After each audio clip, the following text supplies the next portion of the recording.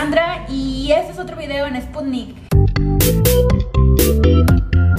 Hace ya unos meses terminé de leer la primera entrega de la saga de las Piedras Sagradas de Andrea Saga. La comencé a leer por varios motivos. La primera fue que me lo recomendó una chica que estaba en un taller conmigo, en un taller de sagas precisamente, y me comentó sobre este libro. Me llamó mucho la atención porque me dijo que era una autora de Monterrey, e investigando a fondo me di cuenta que Andrea Saga precisamente sería autopublicado y tenía todo este proyecto grandísimo sobre estos 5 libros en esta saga, con este universo, con este mundo, y realmente me llamó muchísimo la atención leer el libro. La historia me sembró como mucha curiosidad, sobre todo en la continuación. Entonces algo quedó en mí de esa semillita de la historia que dije, tengo que leer la segunda parte. Y bueno, es la segunda parte, la segunda entrega. Y puedo decir finalmente que la segunda parte es mucho mejor que la primera, que me gustó más, y he aquí que estoy haciendo el video de la reseña. Antes de hablar de la historia, les voy a hacer una sinopsis de los 2 libros, porque para entender el segundo libro obviamente tenemos que leer el primero. Trataré de ser muy concisa y finalmente les diré por qué creo que vale la pena leer Andrea Saga, por qué creo que vale la pena involucrarse con su historia. La saga transcurre en un mundo ficcional y del futuro. Es un planeta que se llama Eloa. Al principio de la historia te cuentan un mito muy importante para los eloanos, que es la forma en que se creó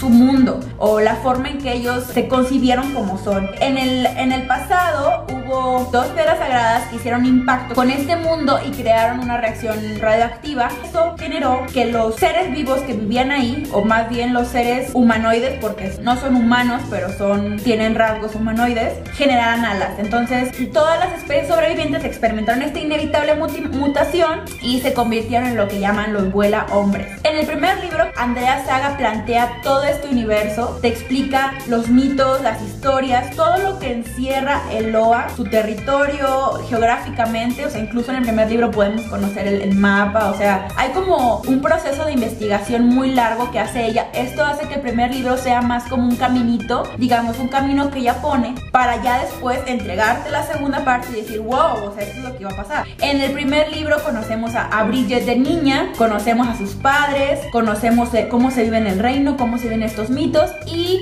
obviamente lo que va a ser el punto de conflicto, que es una secta que se pronuncia Yunpai o Junpai. En la primera entrega de la saga te cuentan una leyenda que es como una profecía. Supuestamente cuando naciera una mujer, una hija de los reyes, que tuviera las alas transparentes, sería como la perdición de Eloa. Nuestro personaje principal, llamada Bridget, ya nace con las alas transparentes, y la familia real decide mantenerla oculta hasta que cumpla la mayoría de edad, cuando se supone que tiene que conseguirse un esposo.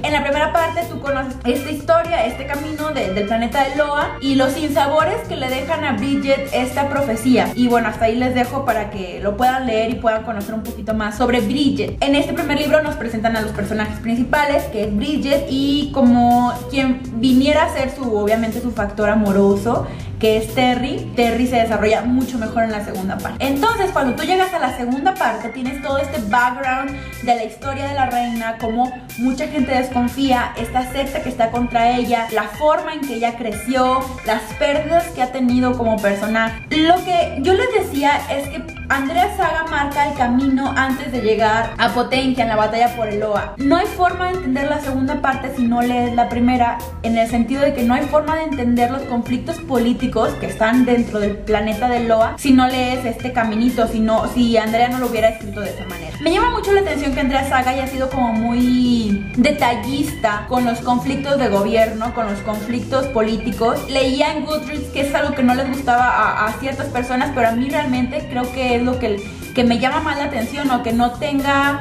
detenimiento en tomar temas que parecen ser difíciles, pero en realidad te ayudan, ¿no? Te ayudan a entender la historia, si no, no los entenderías. Otro punto que me llama mucho la atención es o sea, por una parte se desarrolla todo este conflicto político intergaláctico, y por otra parte están todos estos conflictos sentimentales de Bridget, que yo creo que es algo que en todas las sagas podemos ver. O sea, hay un conflicto externo y el conflicto interno del personaje. por una parte están tratando de matar a la reina y por otra parte ella se debate entre escoger un esposo, porque tiene que escoger un esposo. Legalmente ella no puede estar sin esposo para gobernar su mundo. Entonces es un poco divertido, ¿no? Ver estos choques entre ella y Terry. Cuando cerré el libro, lo que definitivamente pensé fue que este libro se lo llevaba Terry. Es un personaje muy contradictorio. Al principio lo conocemos y decimos, bueno, es este niño caprichudo que le hace la vida imposible cuando ve a Bridget. Luego crece y se convierte en este personaje rudo, pero a la vez sensato, un héroe al final de cuentas. Es divertido, es sagaz, es agudo, es un personaje que no le teme a nada, ni tampoco a mostrar sus sentimientos. Cuando lo hace y bien hecho, ¿no? Como factor amoroso de Bridget, llega y mueve todo, ¿no? En ella. Tanto Bridget como él son personajes muy disfrutables, pero bueno, ya ustedes decídanlo por sí mismos. Más allá de la anécdota que les acabo de contar y de los puntos interesantes de los personajes, la sinopsis, etcétera, ¿por qué diría yo que es importante leer este libro? ¿Por qué es importante leer esta saga cuando hay muchísimas más? Creo que el mérito más grande de todo es que Andrea Saga haya decidido ser una autora independiente. Este tipo de proyectos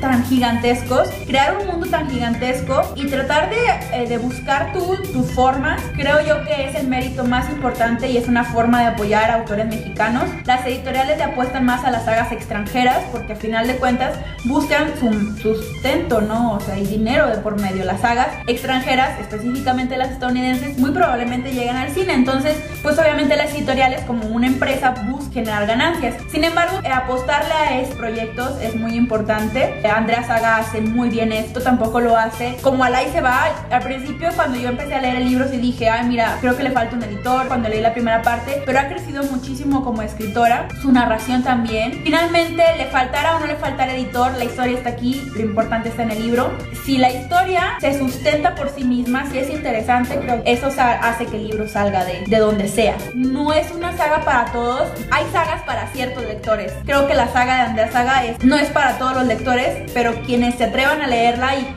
realmente les va a gustar. Bueno, yo creo que es todo. Realmente júzguenla y díganme qué les parece, si les gustó más la primera parte, la segunda parte. Finalmente esperemos que Andrea Saga no nos haga esperar tanto y leamos pronto la tercera entrega. Entonces, muchas gracias por ver este video. Espero que les haya gustado mi recomendación. Si alguno de ustedes ya lo leyó, me gustaría mucho saber qué opinan. En la parte de abajo de los comentarios me lo pueden dejar. Recuerden que me pueden seguir en cualquiera de mis redes sociales. Tengo la página de Facebook, Twitter, Instagram y Goodreads, donde actualizo constantemente los libros que estoy leyendo. Y nos vemos pronto. Muchas gracias.